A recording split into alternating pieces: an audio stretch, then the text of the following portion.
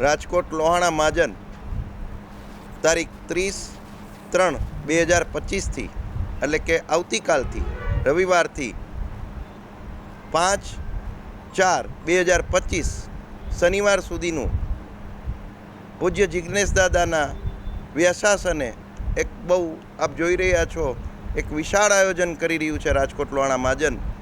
ત્યારે આપ સૌ પ્રેસ મીડિયા, ઇલેક્ટ્રોનિક મીડિયાનું હાર્દિક સ્વાગત અને સન્માન કરું છું. રાજકોટમાં 3 વર્ષ પહેલાં જે રીતે રામકથાનું આયોજન થયું હતું એનાથી પણ સવિશેષ આયોજન શ્રીમદ ભાગવત સપ્તાહ અને 108 પોથીજીનું આ આયોજન છે. 108 પોથીજીના દર્શન થશે.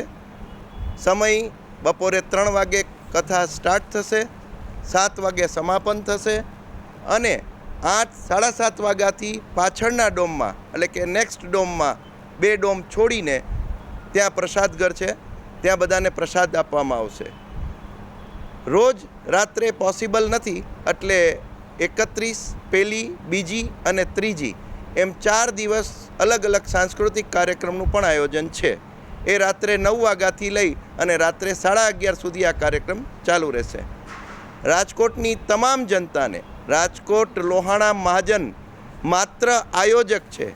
રાજકોટની તમામ જ્ઞાતિને, સર્વ જ્ઞાતિને અમે આમંત્રણ આપીએ છીએ કે આ કથામાં આપ સૌ જોડાઓ, આપ સૌ રસપાન કરજો અને પ્રસાદ વ્યવસ્થા છે એમાં પણ વ્યવસ્થા સારી છે. એટલે પાસીસનું વિતરણ થઈ ચૂક્યું છે રાજકોટ લોહાણા મહાજનની કાર્યાલયથી અને રાજકોટ લોહાણા મહાજનની મુખ્ય ઓફિસથી. અત્યાર સુધીમાં ઘણા VIP પાસોનું વિતરણ થઈ ગયું છે. હવે અમારી પાસે પાસની ઉપલબ્ધ નથી, માટે જે કોઈ આવે એને વહેલા તે પહેલાંના ધોરણે બેઠક વ્યવસ્થા જાળવવાની રહેશે. તમામ બેઠક વ્યવસ્થા ખુરશી અને સોફાથી સજ્જ છે. આપ સૌ આવો અને ખૂબ કથાનો લાભ લ્યો એવું આપ સૌને પ્રાર્થના. 10થી 12,000 લોકો અંદર વ્યવસ્થા કરી છે એટલે 10થી 12,000 લોકોને અમે સમાવેશ કરી શકશું. જિજ્ઞેશ દાદાની કથા એકાદશી હોવાને કારણે એમને સવારથી વ્રત હતું.